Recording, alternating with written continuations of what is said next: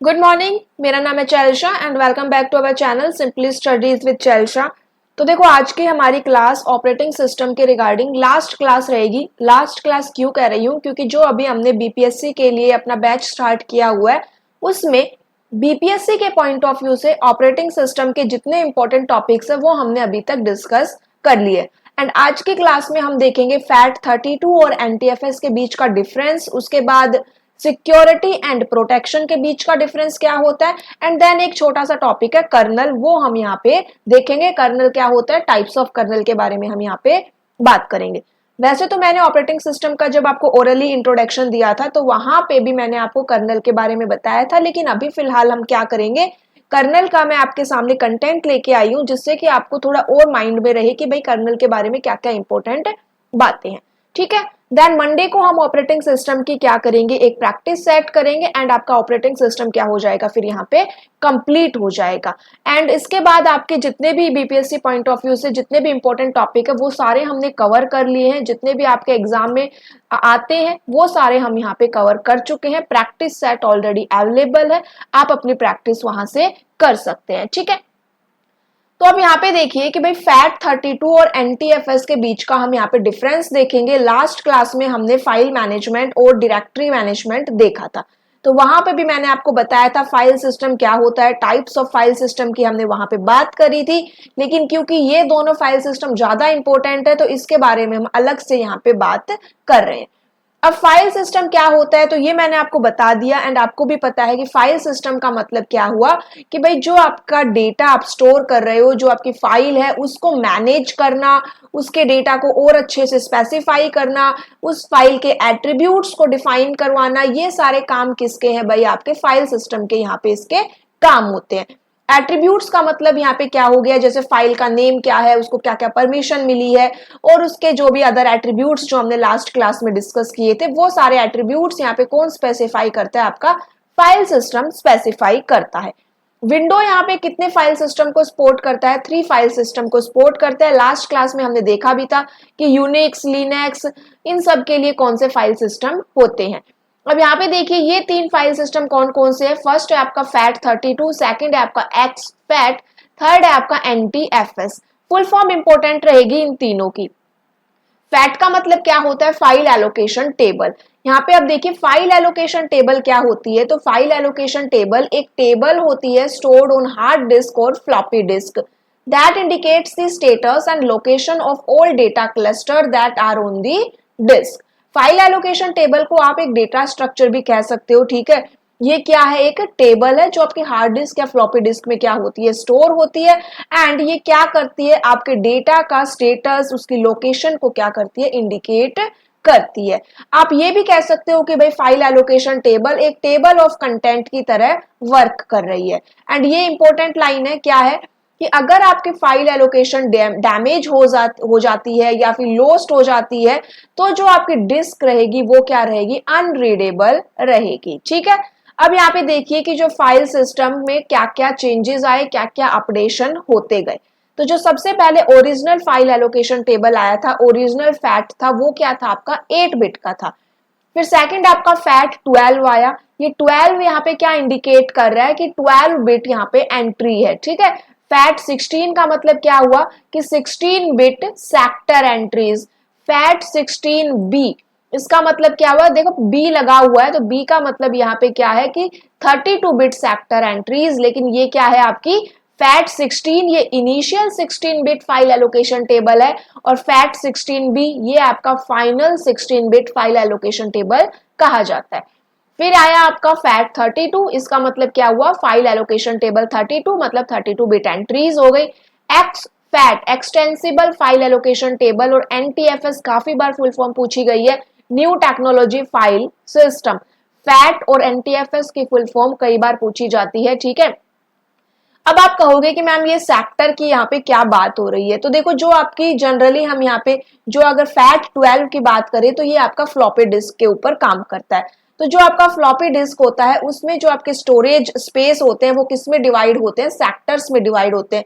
उसी तरह मैंने आपको हार्ड डिस्क में जब करवाया था तो वहां पे भी बताया था कि आपके हार्ड डिस्क में ट्रैक्स एंड सेक्टर्स होते हैं। ठीक है, तो यहाँ पे फ्लॉपी डिस्क का जो स्टोरेज एरिया है वो किस में डिवाइडेड है, सेक्टर्स में डिवाइडेड है। और अगर कोई बड़ी स्टोरेज डिवाइस है आपके पास तो ये सेक्टर मिलके क्या बना देते हैं, क्लस्टर बना देते हैं। लेकिन ध्यान दीजिएगा कि फ्लॉपी डिस्क की अगर बात करें तो number of sector in A cluster is 1। एक क्लस्टर में कितने सेक्टर होते हैं, केवल एक ही सेक्टर होता है अगर आपसे एग्जाम में पूछ लिया जाए। और इस सेक्टर का साइज क्या होगा, तो 512 byte for a floppy disk. Exam में पूछा जा सकता है कि यहाँ पे फ्लॉपी डिस्क के जो सेक्टर है या फिर फ्लॉपी डिस्क का जो क्लस्टर है उसका साइज कितना होता है, तो 512 बाइट होता है फॉर ए फ्लॉपी डिस्क। ठीक है, अब चलिए बात कर लेते हैं किसकी, फैट 32 की। फैट की फुल फॉर्म पता है हमें, फाइल एलोकेशन टेबल। एंड यहाँ पे ध्यान देना कि ये जो फैट फाइल सिस्टम है ये और ये NTFS ये किसने डेवलप किया था, तो ये माइक्रोसॉफ्ट ने इनको डेवलप किया था। जो ओरिजिनल अगर फैट की बात करें, ओरिजिनली जो पहला फैट आया था वो कब डेवलप किया था, इन्होंने 1977 में डेवलप किया था। ठीक है, और ये सबसे सिंपल फाइल सिस्टम था जो आपका विंडोज NT सपोर्ट करता है। फिर उसके बाद अभी हमने देखा कि कैसे चेंजेस होते गए और आपका फैट 32 यहाँ पे आ गया। इसका मतलब क्या हुआ कि यहाँ पे जो डेटा स्टोर होगा वो 32 बिट्स के फॉर्म में स्टोर होगा। फैट 32 किसका अपग्रेडेड वर्जन है, तो इससे पहले आया था फैट 16 एंड उसी का ये अपग्रेडेड वर्जन रहेगा। एंड इसके अंदर जो फैट 16 की जो प्रॉब्लम्स आई थी वो यहाँ पे रिमूव करी गई थी। एंड उसके अलावा यहाँ पे क्या दिया गया, लार्जर मीडिया को ये सपोर्ट करता था। जो फैट 32 है वो आपके ऑपरेटिंग सिस्टम के जो ओल्डर वर्जन्स होते हैं उनमें काम करता है, जैसे कि विंडोज 95 से लेके आपका विंडोज XP तक जो वर्जन थे उनमें आपका कौन काम कर रहा है, फैट 32 काम करता है। यहाँ पे देखना कि फैट क्या है आपका एंड फैट कहाँ पे यूज होता है, तो फैट आपका रिमूवेबल स्टोरेज डिवाइसेस में यूज होता है, जैसे कि digital camera, smart TV and other portable devices. जो फाइल एलोकेशन टेबल है वो सबसे क्रिटिकल पार्ट होता है एक फैट फाइल सिस्टम का। एंड ये लाइन फिर से रिपीट मैंने यहाँ पे लिखी है कि अगर आपकी fat file allocation table damage हो जाती है, लॉस्ट हो जाती है, तो आप अपनी डिस्क को क्या नहीं कर सकते, रीड नहीं कर सकते। जो आपकी डिस्क में डेटा रहेगा वो क्या रहेगा, आपका अनरीडेबल हो जाएगा। तो ये एग्जाम में पूछ लिया जाता है कि अगर आपकी फैट डैमेज हो जाती है तो आप अपना डेटा रीड कर सकते हो या नहीं कर सकते हो। ठीक है, ज्यादा डिटेलिंग में हम यहाँ पे डिस्कस नहीं कर रहे हैं, जितने इंपॉर्टेंट पॉइंट बनते हैं वो हम यहाँ पे केवल डिस्कस कर रहे हैं। ठीक है, एडवांटेजेस की अगर बात की जाए तो देखिए कि जो फैट 32 है वो आपका काम करेगा अच्छे से कहाँ पे, अंडर पार्टीशन ऑफ 200 MB। ये लाइन पूछी जा सकती है आपकी स्टेटमेंट में। ठीक है, fat 32 provides compatibility with different operating system and FAT 32 is frequently used as primary partition on multi-boot system। कैसा पार्टीशन है ये, आपका प्राइमरी पार्टीशन रहेगा। डिसएडवांटेज क्या रहेगा कि अगर 200 MB से ज्यादा का आपका साइज है, आपके पार्टीशन का साइज है, तो आपके सिस्टम की क्या हो जाती है, परफॉर्मेंस डिक्रीज हो जाती है। यहाँ पे सिक्योरिटी का इशू है, ये इनसिक्योर है। यहाँ पे फ्रैगमेंटेशन के इशू आते हैं। फ्रैगमेंटेशन क्या होती है, इंटरनल एक्सटर्नल फ्रैगमेंटेशन मैंने आपको बता रखी है। उसके बाद ये लाइन इंपॉर्टेंट रहेगी, FAT 32 only supports file of up to 4 GB in size. FAT 32 कितने साइज की अपनी फाइल सपोर्ट करता है, तो 4 GB in size. And volume की बात करें तो 2 TB in size, 4 GB and 2 TB। Fat 32 के अंदर फाइल परमिशन को ये सपोर्ट नहीं करता।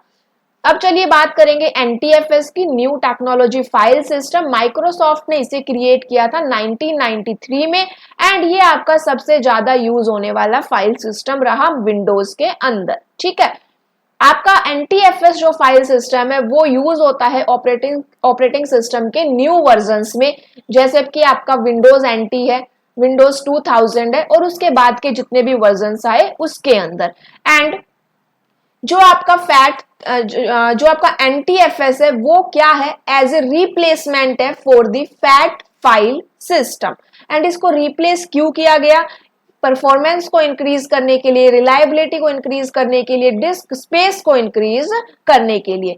NTFS आपका ज्यादा रोबस्ट है, high performance logging file system है, with multi user access control and इसके अंदर कंप्रेशन भी कर सकते हो, फाइल परमिशन भी यहाँ पे मिलती है, ठीक है। उसके अलावा डेटा रिकवरी के यहाँ पे कैरेक्टरिस्टिक्स है इसके, मल्टी स्ट्रीमिंग कर सकते हो, fault tolerance, security, extended file size and file system and Unicode names. तो यहाँ पे एक तरह से NTFS हर चीज में आपके फैट सिस्टम से क्या है, बेहतर है, ठीक है। एडवांटेजेस की अगर हम यहाँ पे बात करें तो देखो ये सबसे ज्यादा सिक्योर है, एंड सिक्योरिटी के लिए ये कौन सी टेक्निक का यूज करता है, तो EFS का यूज करता है, एनक्रिप्शन फाइल सिस्टम। आपका जो NTFS है वो 400 MB के पार्टीशन के साइज पे भी क्या कर सकता है, या उससे ज्यादा के साइज पे क्या करता है, अच्छे से ये काम करता है। फ्रैगमेंटेशन यहाँ पे कम होता है लेकिन एज कंपेयर टू फैट कम होता है। फाइल परमिशन से यहाँ पे एनक्रिप्शन है। डिसएडवांटेज क्या रहेगा कि कुछ जो मीडिया डिवाइस है जैसे कि smart TV, media player, printers, वो NTFS को सपोर्ट नहीं करते। NTFS फाइल सिस्टम क्या है आपका, जो विंडोज 2000 के बाद के वर्जन आए हैं उन्हीं के साथ कंपेटिबल है, पहले वाले वर्जन के साथ कंपेटिबल नहीं है। ज्यादातर जो आपके रिमूवेबल डिवाइसेस है जैसे कि एंड्रॉइड स्मार्टफोन, वो आपके NTFS को क्या नहीं करते, सपोर्ट नहीं करते, ठीक है। अब यहाँ पे देखिए वन बाय वन इनका डिफरेंस देख लेते हैं, FAT32 और NTFS के बीच का डिफरेंस क्या क्या है। सबसे पहला क्या है भाई, स्ट्रक्चर की अगर बात करें तो FAT32 सिंपल है, ये कॉम्प्लेक्स है। मैक्सिमम नंबर ऑफ कैरेक्टर्स कितने यहाँ पे हो सकते हैं, तो इसके अंदर 83 है एंड यहाँ पे 255 रहेंगे, supported in A file name. अगर आपसे पूछा जाए कि FAT32 एक फाइल नेम में कितने मैक्सिमम कैरेक्टर्स को यहाँ पे सपोर्ट कर सकता है, तो FAT32 83 है, NTFS आपका 255 है, ठीक है। अगर हम डोस की बात करें कि डोस के जो ओरिजिनली स्टार्टिंग में फाइल नेम में वो कितने कैरेक्टर को सपोर्ट कर सकता था, तो वो 8 कैरेक्टर को सपोर्ट करता था एंड 3 कैरेक्टर्स एक्सटेंशन में अलाउड थे, ठीक है। उसके बाद यहाँ पे देखिए मैक्सिमम फाइल साइज इसका 4 GB रहेगा एंड यहाँ पे आपका 16 TB रहेगा। ये आपका फैट है एंड ये आपका NTFS है। एनक्रिप्शन की बात करें तो ये एनक्रिप्टेड नहीं है, यहाँ पे EFS है। सिक्योरिटी की बात करें तो ये केवल नेटवर्क टाइप की सिक्योरिटी देगा, ये आपकी लोकल एंड नेटवर्क टाइप दोनों देता है। फॉल्ट टॉलरेंस यहाँ पे देखिए, यहाँ पे ऐसा कोई प्रोविजन नहीं है फॉल्ट टॉलरेंस का, लेकिन यहाँ पे ऑटोमेटिकली ये क्या कर सकता है, ट्रबल शूट कर सकता है। Compatibility with other operating system, तो ये कहाँ पे कंपेटेबल है, विंडोज 95, 98, 2000, 2003 और XP में। एंड ये आपका Windows NT, 2K, XP, Vista, 7, 8, 10, Mac OS X, Linux यहाँ पे कंपेटेबल रहेगा। कंप्रेशन की बात करें तो यहाँ पे कंप्रेशन अलाउड नहीं है, यहाँ कंप्रेशन हो सकता है।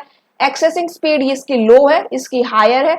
यूजर लेवल डिस्क स्पेस यहाँ पे प्रेजेंट नहीं होता, यहाँ पे प्रेजेंट होता है। कन्वर्जन की बात करें तो यहाँ पे कन्वर्जन अलाउड है, इसमें कन्वर्जन अलाउड नहीं है। तो ये क्या हो गया आपका FAT32 और NTFS की हमने यहाँ पे बात कर ली। अब किसकी बात करेंगे भाई, कि ऑपरेटिंग सिस्टम में सिक्योरिटी एंड प्रोटेक्शन दोनों की बात की जाती है, लेकिन सिक्योरिटी और प्रोटेक्शन में एक्चुअली में डिफरेंस क्या होता है वो हम यहाँ पे देखने वाले हैं, ठीक है। तो यहाँ पे देखो कि सिक्योरिटी क्या होती है, तो सिक्योरिटी आपकी एक टेक्निक है। डेफिनेशन देखिए, it is a technique used in operating system to address threats from outside the system to maintain its proper functioning.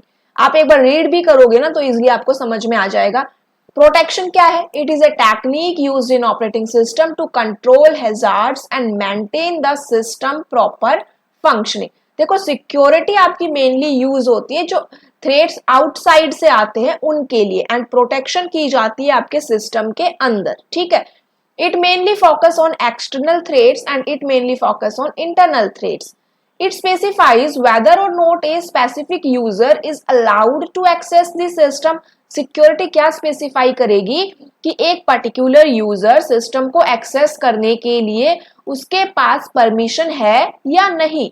And यहाँ पे protection में क्या होता है, it outlines which user are permitted to access a certain resource. कि कौन से user को एक पर्टिकुलर रिसोर्स को एक्सेस करने की परमिशन है या नहीं, ठीक है।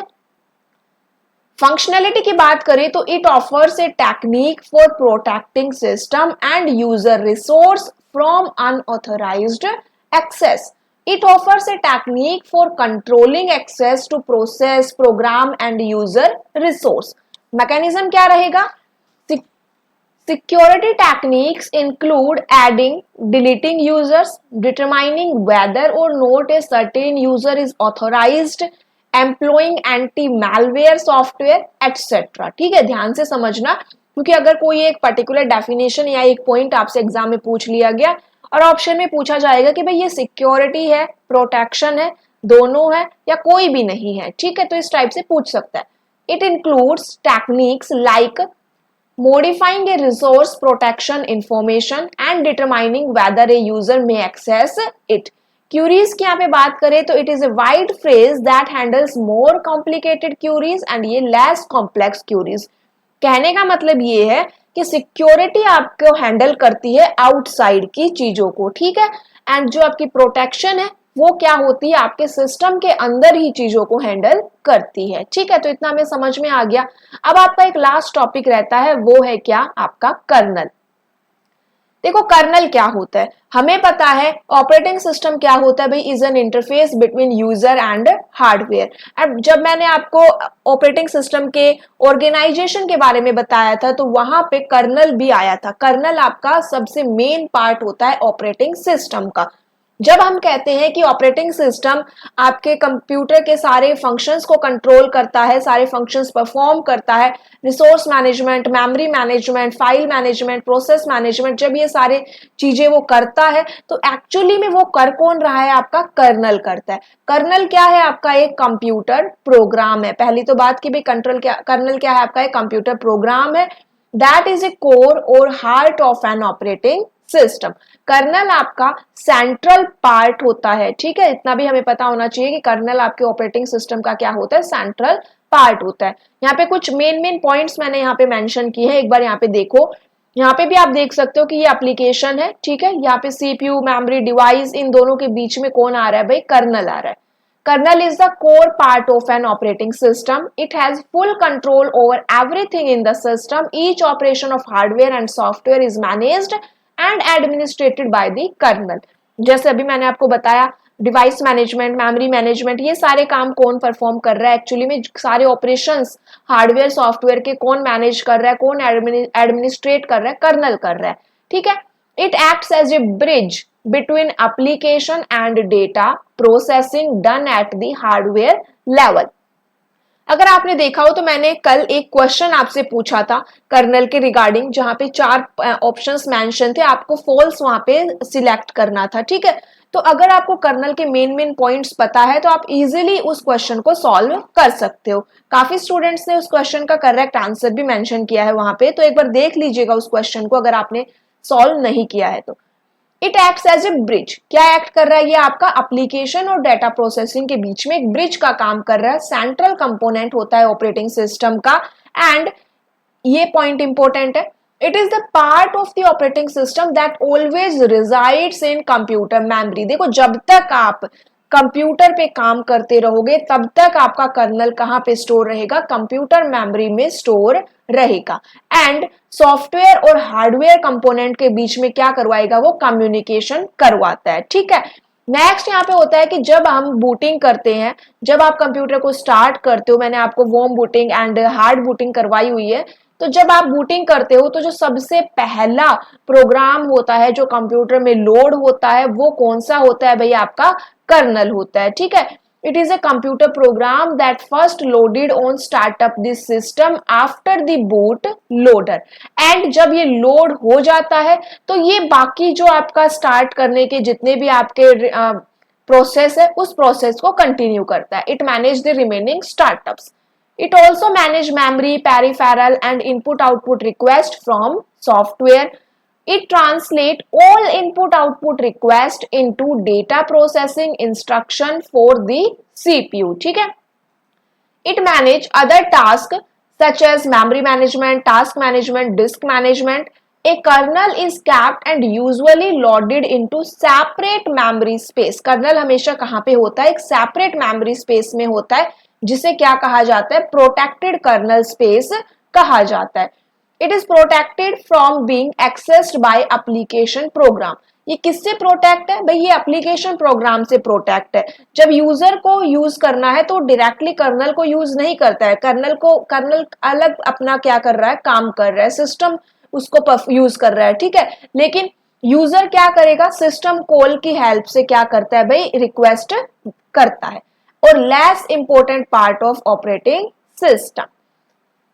नेक्स्ट यहाँ पे देखिए कि other application program such as browser, word processor, audio video player use separate memory space known as user space. हमारे पास दो स्पेस होते हैं, एक आपका होता है यूजर स्पेस, एक होता है आपका कर्नल स्पेस, ठीक है। Due to these two separate space, user data and kernel data don't interface with each other and do not cause any instability और स्लोनेस। यूजर अपना काम कर रहा है, अपना स्पेस यूज कर रहा है, कर्नल अपना काम कर रहा है, अपना स्पेस यूज कर रहा है, दोनों के डेटा एक दूसरे के साथ इंटरफेयर नहीं करेंगे, ठीक है। कर्नल के टाइप्स की बात करें तो मेनली हम यहाँ पे 5 टाइप्स को देखते हैं। ये 5 टाइप्स कौन कौन सी है? Monolithic kernel, micro kernel, hybrid kernel, nano kernel और एक्सो कर्नल। अब यहाँ पे देखो मोनोलिथिक कर्नल क्या होता है। तो मोनोलिथिक कर्नल की एक ही डेफिनेशन में समझो कि इसके अंदर सेम मेमोरी स्पेस एलोकेट किया जाता है, ठीक है। Same memory space is used to implement user service and kernel service. User service और कर्नल सर्विस के लिए यहाँ पे अलग अलग मेमोरी स्पेस नहीं दिया जाता, सेम मेमोरी स्पेस यहाँ पे यूज किया जाता है, ठीक है। उसके बाद यहाँ पे देखिए अगर आप सेम मेमोरी स्पेस यूज करोगे तो जो कर्नल का साइज क्या है वो इंक्रीज होगा एंड आपके ऑपरेटिंग सिस्टम का ओवरऑल साइज भी क्या होता जाएगा, इंक्रीज होता जाएगा, क्योंकि कर्नल का साइज डिसाइड करता है ऑपरेटिंग सिस्टम का साइज, ठीक है। And this execution of process is also faster. अब अगर सेम मेमोरी स्पेस यहाँ पे यूज करोगे तो आपकी एग्जीक्यूशन क्या रहेगी, फास्टर रहेगी, क्योंकि उसको बार बार में स्विच नहीं करना पड़ेगा, कोई रिक्वेस्ट नहीं करनी पड़ रही है। एग्जाम्पल क्या है इसके? मोनोलिथिक कर्नल्स के आपके यूनिक्स, लिनक्स, ओपन वीएमएस, एक्सटीएस 400 के अंदर ये यूज होता है। डिसएडवांटेज देखो कि अगर कोई भी सर्विस में कोई भी एरर जनरेट हो जाता है तो आपका पूरा सिस्टम क्या हो जाएगा, क्रैश हो जाएगा। ये जो कर्नल्स होते हैं ये पोर्टेबल नहीं होते, इसका मतलब हर एक नए आर्किटेक्चर के लिए आपको एक नए कर्नल को लिखना पड़ेगा, क्रिएट करना पड़ेगा। लार्ज इन साइज है तो ये मैनेज करना डिफिकल्ट हो जाता है। जब आप एक न्यू सर्विस को ऐड करते हो तो पूरे ऑपरेटिंग सिस्टम को क्या करना पड़ेगा, मॉडिफाई करना पड़ेगा। ये क्या है इसके एडवांटेज और डिसएडवांटेज। माइक्रो कर्नल इस तरह से भी लिख सकते हैं। इसके अंदर क्या होता है भाई, अलग अलग मेमोरी स्पेस एलोकेट होता है, यूजर स्पेस के लिए अलग और कर्नल स्पेस के लिए अलग। अब यहाँ पे देखो अलग अलग स्पेस यहाँ पे यूज हो रहा है तो जो माइक्रो कर्नल का साइज होता है वो भी क्या हो जाता है, डिक्रीज हो जाता है एंड इसी वजह से ऑपरेटिंग सिस्टम का साइज भी क्या हो जाता है, रिड्यूस हो जाता है, कम हो जाता है, ठीक है। मोनोलिथिक मोनोलिथिक कर्नल के कंपैरिजन की अगर हम बात करें तो माइक्रो कर्नल आपका इजी टू मैनेज होता है, ठीक है। ये जो कर्नल है वो कैसे बात करेंगे, यहाँ पे देखिए ये कर्नल है आपका, ये सर्वर, ये सॉफ्टवेयर, ये एक दूसरे से कैसे कम्युनिकेट करेंगे, तो मैसेज पासिंग के थ्रू ये एक दूसरे से कम्युनिकेट करते हैं। मैसेज पासिंग सिस्टम यहाँ पे यूज होगा for handling the request from one server to another server. And जब मैसेज पासिंग की बात होती है ना तो आपकी एक टर्म यहाँ पे आती है, वो क्या है आपकी आईपीसी। फुल फॉर्म इंपॉर्टेंट है, इंटर प्रोसेस कम्युनिकेशन। कुछ अब यहाँ पे देखिए ये सर्विसेज, कुछ सर्विसेज यहाँ पे मेंशन की गई है जो माइक्रो कर्नल प्रोवाइड करवाता है, जैसे कि memory address space, IPC, process management. ये यहाँ पे क्या है, सर्विसेज आपका माइक्रो कर्नल प्रोवाइड करवाता है। इसके अलावा जो नेटवर्किंग होती है वो प्रोवाइड नहीं करवाता आपका kernel and handled by a user program known as server. जो ये आपकी नेटवर्किंग सर्विस है ये कर्नल प्रोवाइड नहीं करवा रहा, ये कौन हैंडल कर रहा है आपका, यहाँ पे जो यूजर प्रोग्राम स्पेस है नोन एज सर्वर वो इसको हैंडल कर रहा है। अब यहाँ पे डिसएडवांटेज क्या था भाई मोनोलिथिक कर्नल का, कि अगर कोई भी एरर आ जाता है तो आपका पूरा सिस्टम क्या हो जाता है, क्रैश हो जाता है एंड इस एरर को माइक्रो कर्नल के अंदर क्या कर दिया गया, रिमूव कर दिया गया। अगर आपकी कर्नल प्रोसेस क्रैश हो जाती है तो crashing of the whole system can still be prevented by restarting the error caused service, मतलब कि रीस्टार्ट करके आप अपने सिस्टम को क्रैश होने से प्रिवेंट कर सकते हो। एग्जाम्पल क्या रहेगा, L4, Amiga OS, Minix K42। Disadvantage क्या है कि यहाँ पे हमें there is more requirement of software for interfacing which reduce the system performance, process management complicated है, और जो मैसेज पासिंग हो रही है उस मैसेज पासिंग में बग्स आ सकते हैं जो डिफिकल्ट टू फिक्स रहेंगे। हाइब्रिड कर्नल क्या होता है, इसे मॉड्यूलर कर्नल भी कहा जाता है, और ये आपके मोनोलिथिक और माइक्रो कर्नल दोनों का कॉम्बिनेशन है। हाइब्रिड कर्नल मोनोलिथिक और माइक्रो कर्नल दोनों के कैरेक्टरिस्टिक्स को क्या करता है, सपोर्ट करता है, ठीक है। हाइब्रिड कर्नल आपका जो आपका माइक्रो कर्नल है उसका एक एक्सटेंडेड वर्जन कहा जा सकता है, जिसके अंदर मोनोलिथिक कर्नल की क्या रहेंगी, प्रॉपर्टीज रहेंगी। ये जो कर्नल आपका कमर्शियल ऑपरेटिंग सिस्टम में यूज होता है जैसे कि Microsoft Windows, it is much similar to microkernel, but it also includes some additional code in kernel space to enhance the performance of the system. Nano kernel क्या होता है, nano से नाम से पता चल रहा है, नैनो मतलब कि जो इसका कर्नल का जो कोड होगा वो क्या होगा, बहुत ही स्मॉल होगा, which means the code executing in the privileged mode of the hardware is very small। and यहाँ पे नैनो क्या डिफाइन कर रहा है कि यहाँ पे जो kernel that supports a nanosecond clock resolution, कहाँ पे यूज हो रहा है भाई, देखो यहाँ पे एग्जांपल देखिए, इसका इरोज इसका एग्जांपल है। लास्ट है आपका एक्सो कर्नल। एक्सो कर्नल अभी भी डेवलप हो रहा है, ठीक है, एंड ये एक एक्सपेरिमेंट इस पे किया जा रहा है फॉर डिजाइनिंग ऑपरेटिंग सिस्टम। तो ये क्या था आपका कर्नल के क्या थे, हमने यहाँ पे टाइप्स डिस्कस किए। नेक्स्ट क्लास में हम इसके क्या करेंगे, एमसीक्यूज को कवर करेंगे, एंड इसी के साथ आपका ऑपरेटिंग सिस्टम क्या हो जाता है, कंप्लीट हो जाता है, ठीक है। चलिए प्रैक्टिस करते रहिएगा। जो आपके एमसीक्यूज के एक प्लेलिस्ट अवेलेबल है उसमें अभी फिलहाल 1500 प्लस एमसीक्यूज हो गए होंगे। अगर आप कुछ नहीं कर पा रहे हो तो अगर आपने ये 1500 प्लस एमसीक्यूज भी कवर कर लिए तो आप अपने बीपीएससी एग्जाम में एक अच्छा खासा स्कोर कर सकते हो, ठीक है। चलिए, थैंक यू।